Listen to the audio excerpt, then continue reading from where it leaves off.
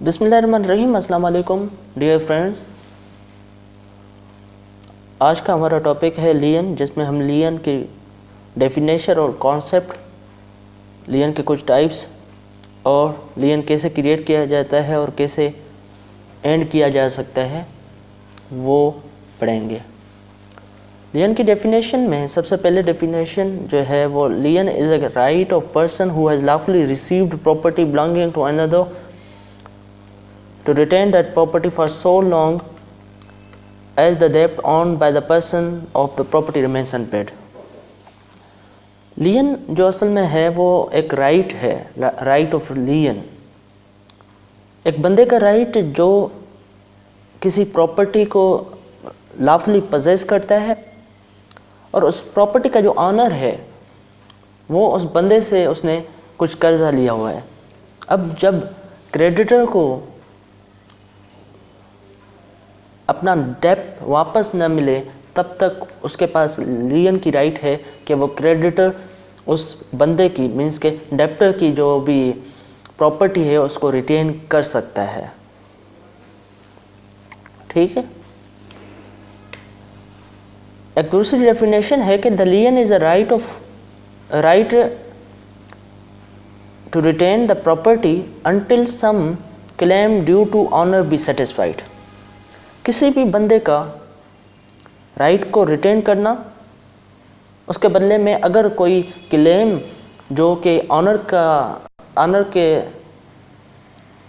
Due है तो वो जब तक ऑनर उस क्लेम को सेटिस्फाई नहीं करता, उसको कंप्लीट नहीं करता, उसको पैसे हैं तो पे नहीं करता, तो तब तक उस प्रॉपर्टी को रिटेन करने का राइट है।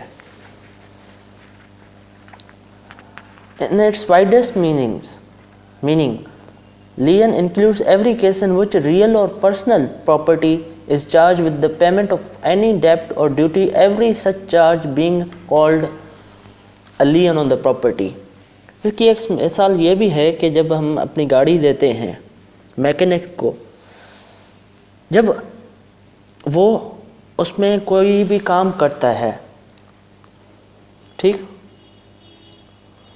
जब वो काम करता है उसके बाद हमें उसे पैसे देने होते हैं।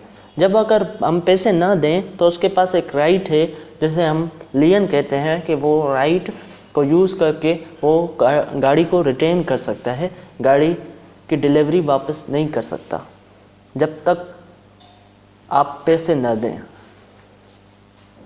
ठीक है। लियन के कुछ टाइप्स भी पढ़ लेते हैं। उसमें एक पर्टिकुलर लियन जो कि हमारे सेक्शन 170 पे है, उसको पढ़ लेते हैं 170 सेक्शन को, कि where the bailee has in accordance with the purpose of bailment rendered any service involving the exercise of labour और skill in respect of the goods bailed, he has in the absence of the contract to the contrary a right to retain such goods until he receives due remuneration for the services he has rendered in respect of them। इसमें बात करता है कि जब कोई बेली कोई services render करता है लेकिन इन accordance with the purpose of bailment, like आपने गाड़ी ट्यूनिंग के लिए दी, तो ट्यूनिंग का जो पर्पस है, इसी पर्पस के लिए अगर कोई वो सर्विसेज रेंडर करता है तो he has in absence of contract to the contrary means के जनरल कंडीशंस में a right to retain such goods until he receive due remuneration for the services he has rendered in respect of them।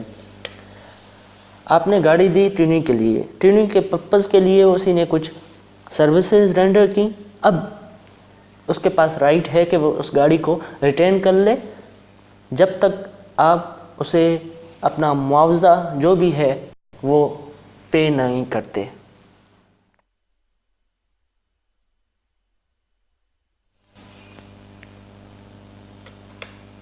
इसमें दूसरी चीज़ आप note करें कि इसके wording में लिखा हुआ है a right to retain such goods. ठीक है, कि मीन्स जस्ट गाड़ी में आपका ट्यूनिंग हुआ, आप जिस गाड़ी की आप ट्यूनिंग हुई उसी गाड़ी को वो रिटेन कर सकता है, उसके बदले कोई दूसरी चीज़ या इसके साथ कोई दूसरी चीज़ को रिटेन नहीं कर सकता, सिर्फ और सिर्फ उस गाड़ी को रिटेन कर सकता है, दूसरी गाड़ी को भी रिटेन नहीं कर सकता। ठीक है। दूसरा एक कंडीशन है general लियन of belly.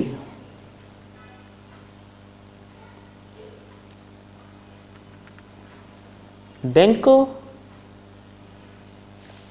factors, warfingers, attorneys of high court and policy broker may in absence of contact to the country retain as a security for the general balance of payment, general balance of account, any goods billed to them, but no other person have the right to retain as a security for such balance goods billed to them unless there is an express contract to that effect.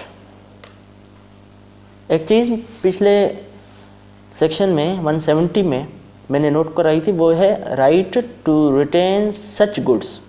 ठीक, जबकि आप note करें तो इसमें है कि retain as a security for a general balance of amount account any goods. इसमें कोई भी चीज़ आप रिटेन कर सकते हैं, लेकिन इसमें कंडीशन है कि bankers, factors, wharfingers, attorneys of high court and policy broker के पास ये राइट है। इसके सिवा अगर कोई चाहे तो उसको एक्सप्रेस कॉन्ट्रैक्ट के साथ कर सकता है, लेकिन एम्प्लॉयड में इन्हीं के पास जनरल लियन होता है। ठीक, अब जो जनरल लियन है उसमें आपकी भले लाइक आपने कोई कर्ज़ा लिया, एक कर्ज़ा लिया आपने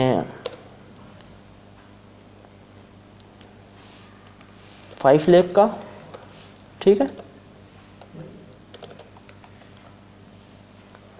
दूसरा आपने कर्ज़ा लिया 10 लाख का, ठीक। अब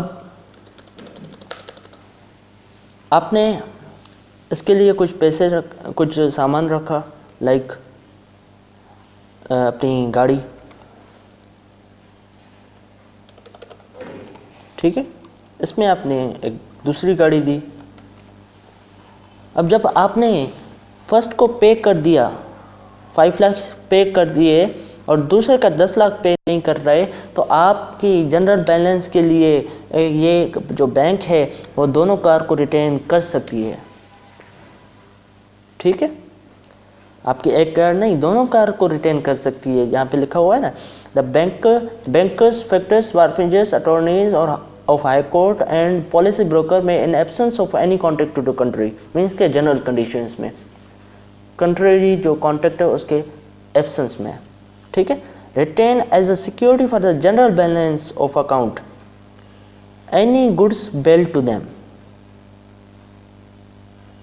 वो कोई भी चीज़ जो आपकी उनके पास है वो रिटेन कर सकते हैं, ठीक है। अब जो लियन क्रिएट किया जाता है उसके 3 तरीके हैं। एक तो by the operation of law create होता है, दूसरा हम उसको क्रिएट करते हैं बाय द एक्सप्रेस कॉन्ट्रैक्ट, तीसरा बाय द इम्प्लाइड कॉन्ट्रैक्ट भी लियन क्रिएट हो जाता। व्हेन डज अ लियन एंड, लियन को ख़त्म कैसे किया जा सकता है? A lien may be terminated in a number of different circumstances which include where the debtor discharge its obligation in respect to the lien. Debtor जो है वो क्रेडिटर का कोई भी क्लेम हो उसको सेटिस्फाई करके अपनी ऑब्लिगेशंस को डिस्चार्ज कर ले तो लियन कैंसिल हो जाएगा, ख़त्म हो जाएगा। दूसरी, the parties agree to discharge the lien or one of them waives their rights. Parties discharge कर लें लियन को, एग्री करें कि लियन को ख़त्म कर देते हैं, या उन दोनों में से एक पार्टी अपने राइट्स को छोड़ दे तो भी लियन ख़त्म हो सकता है। The lien holder does some act to terminate the lien, such as transferring the possession of the property to the third party. Lien holder property की पोजीशन किसी और बंदे को, थर्ड पार्टी को दे दे तो इससे भी जो लियन ऑफ राइट ऑफ लियन है वो एंड हो जाएगा, टर्मिनेट हो जाएगा। उम्मीद है आपको आज का लेक्चर समझ में आ गया होगा। Thank you very much. Pakistan जिंदाबाद। When does